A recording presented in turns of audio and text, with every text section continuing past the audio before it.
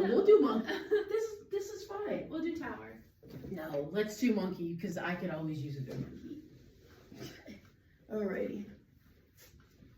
I could always have it. Bring your head back onto the box. Bring your head back. Feel your hips. No, there you go. Pull onto the bar. And lounge your chin to chest round through your spine. Press in through the bar. And point and flex the feet. Point, stretch long, and flex. Point and flex. One more. And then roll your spine all the way down. And nod your chin to chest. Roll all the way up. Press and lengthen. Point and flex. Point and flex. Point and flex. Roll all the way down. Bone by bone, articulating down last time. And roll all the way up. Point and flex for 3. Point and flex. Point, keep scooping out your belly.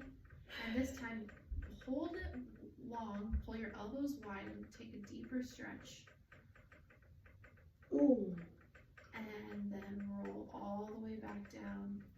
Release your head. Take your feet off the bar and come up out of that. That was great. That was awesome. Thank you. Yeah, that was great. I like that. I forgot.